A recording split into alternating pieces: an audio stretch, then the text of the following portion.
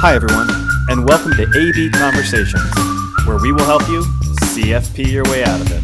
A podcast where you get into the minds of a couple certified financial planners on how we think and feel about everyday financial planning questions and what should really matter most to you. A healthier financial life starts now. Ready? Here we go. All right. Yeah. Back again. Let's do it. 2 feet. Jump right in. Okay. So, 2020. It's been an interesting year so far. It's a lot of change, whether you liked it or not. It certainly caused No one likes any of it, frankly. I don't know. I'm working from home. There's some positives here and there. You're the CEO of Zoom. You're pretty happy with 2020. Absolutely. All right. Yeah. For the rest of us. Yes. For us common folk, there's certainly been a lot of change, and that's certainly been for me and us cause for reassessment of not only services that we're using, just life in general, values. Yeah. It's really kind of distilled down to what really truly matters to you and your family on a daily basis. You can kind of pick things out that you just kind of let go by the wayside, whether you had the choice in some of it or not, just based off of a lockdown. But anyway, question today is in the theme of reassessment. It's how does one know if they are working with the right financial advisor for them? Yeah, and as I kind of thought about how the heck we were going to go about navigating that question, like the word that kept coming back to my mind was just, to your point, the 2020 theme of like having to reset expectations, right? And I think this type of question, or any relationship or any major service, right? We're gonna put financial advice certainly in that column, right? Your financial future is a really important thing. So those that are with you on that journey, right? If you're assessing them, they're in the right spot. I think it comes back to what were your expectations, or maybe being more forward-looking, what are your expectations? So, I'll go back to maybe thinking I want to put this in context, right? There are 271,000-ish financial advisors, like licensed advisors in this country. But I think even that title, and we've talked about this before, that title financial advisor can mean many different things to many different people and provide many different types of services. So let's break that down just a little bit further. I think there certainly has been a movement towards more artificial intelligence, right? It's a robo-advisor platform. If you're really comfortable with technology, you don't need that personal touch. You don't need somebody on the other end of that phone or on the other side of that table, on the other side of that Zoom, right? You can, at this point, use the mathematics and the modeling that a company could put out there and get some sort of portfolio advice, right? We'll call that the do-it-yourself kind of robo model. Sure. If that's fair. Then we think about also like professionals in this business that are really just investment centric, right? That is their wheelhouse. That is what they talk about.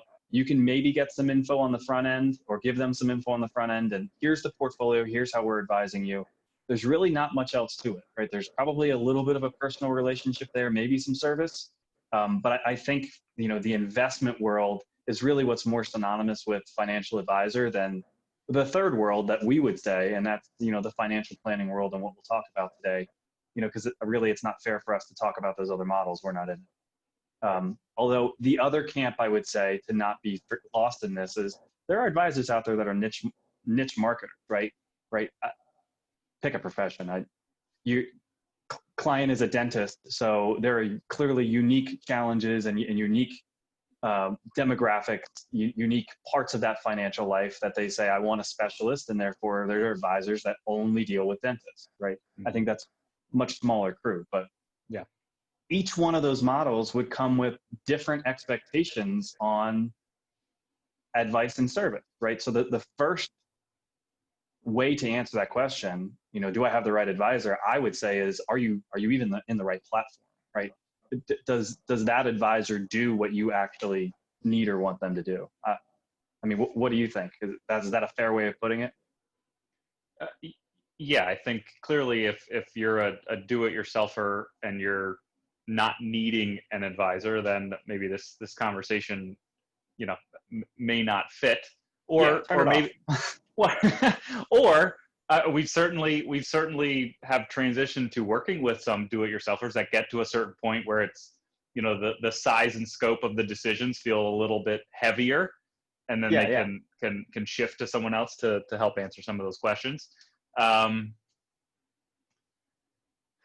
yeah, I think it's to your point. It's very clear that depending on what your expectations are, you may gravitate towards one model or another.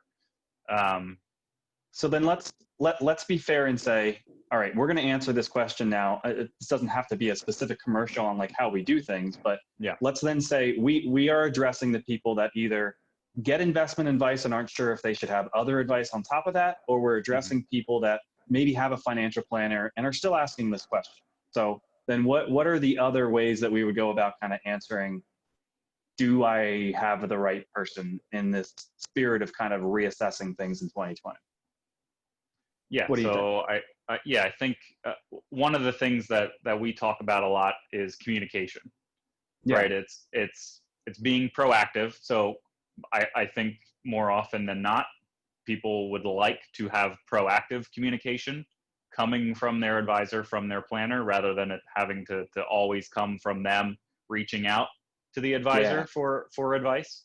So clearly that's one of the bigger ones for us that I think we certainly lean that way.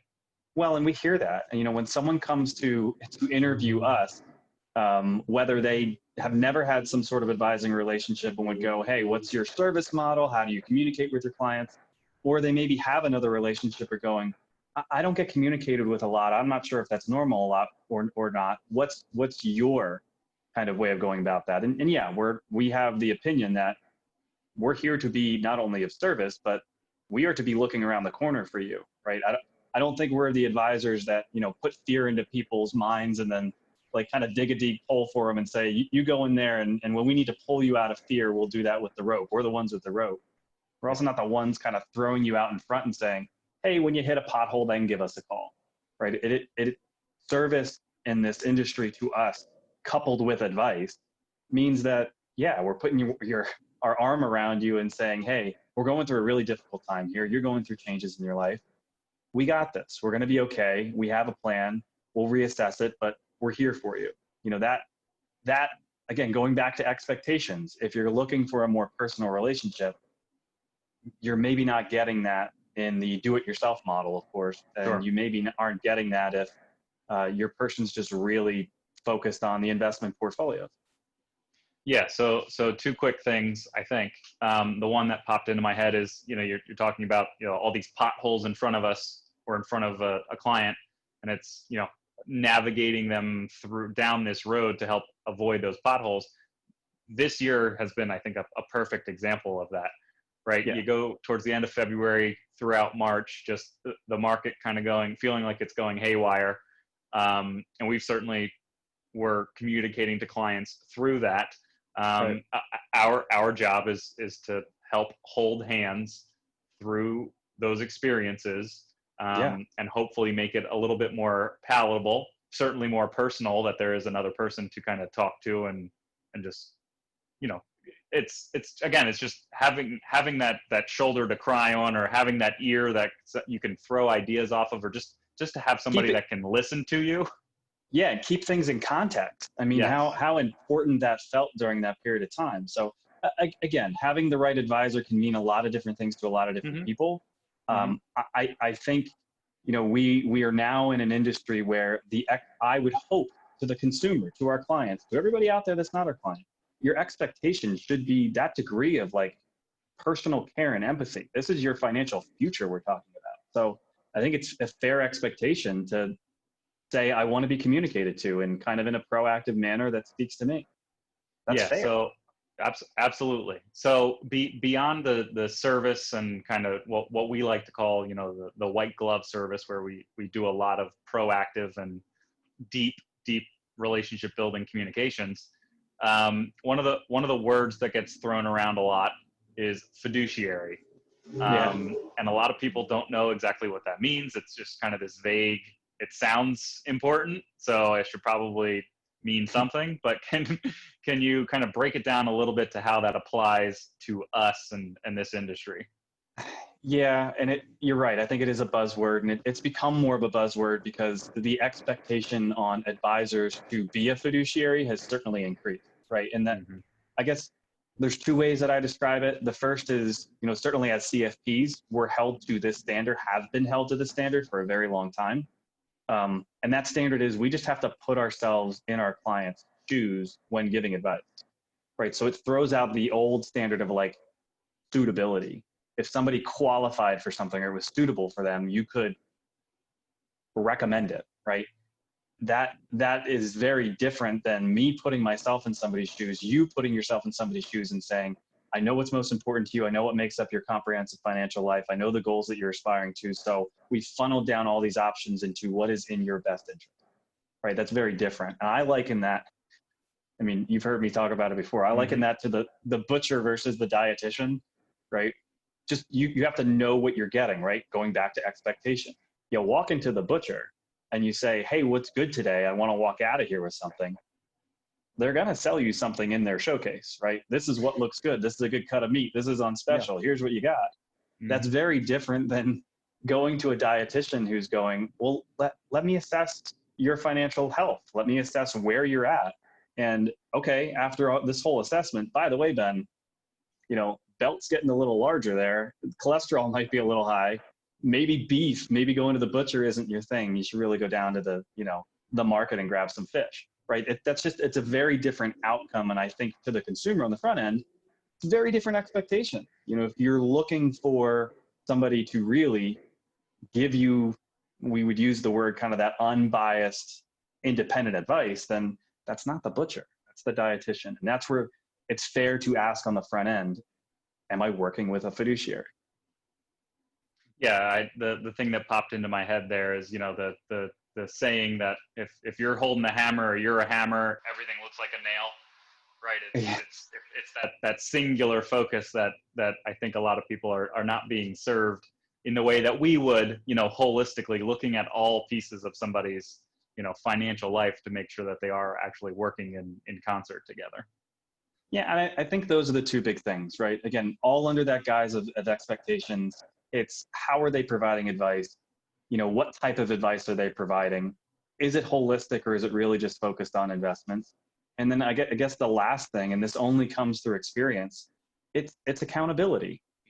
We still are in the business of helping people reach their goals, and every meeting can kind of end with, what are those next steps? Who's going to do it and by when? That's our way of going about it, to make sure that not only are things getting done, that those boxes need to be checked, right? Things can't slip through the cracks, but it's also acknowledging that type of advising relationship kind of means when one thing gets done, we're probably reassessing it again in a year, or life is going to change. 2020 is going to happen. Mm-hmm. And are you truly in a relationship, that is ongoing, or are you in more, hey, we kind of talk when we have to, and, there's a pothole out in front of me. That's a very different relationship. Yeah. And I think ultimately you as the client, you have to, number one, trust the person that you're working with, right? You have to trust the advisor that they are putting your best interest first and actually giving you solid advice. I think it helps if you like the person, right? Yeah. Just from a personality and interaction standpoint. And then I boil that down to, if you as the client, your phone rings and it's your advisor, are you skeptical that you're going to pick up and it's, the next hottest thing that they're looking to sell you? Or is it, again, just a more personal communication that is just, potentially the check-in, see how you're doing, pertinent information to your financial life, and not necessarily that fear of, are they just calling me because there's something else they need to push? Yeah. That's well said. And I think that kind of buttons it up pretty well. I guess the last thing I would want to say before we kind of leave this go for the day, if people are asking this question, that's an okay thing. And I know you kind of started it this way. This is the year where I think we're all just kind of like reassessing things. What's important? What do we value? Do know, not only a plug for ourselves, but interview some other financial planners or other advisors. Then we offer complimentary consultations, right? It's a way to get to know people and actually assess, hey, are we able to help?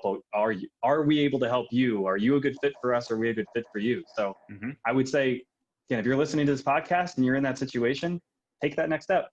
When you get off the podcast, jump over to our website, schedule just a short conversation with us, and let's just see where it goes. Do it with others too. It's okay. This is something important, right? Yeah. Interview a couple and see how you truly feel and if it is a good fit. Yep. Very well said. Thank you, sir. All right. Until next time. I appreciate it. See ya. Hey everyone, Adam and I really appreciate you tuning in. Please note that the opinions we voiced in this show are for general information only and are not intended to provide specific recommendations for any individual. To determine which strategies or investments may be most appropriate for you, consult with your attorney, your accountant, and financial advisor or tax advisor prior to making any decisions or investing. Thanks for listening.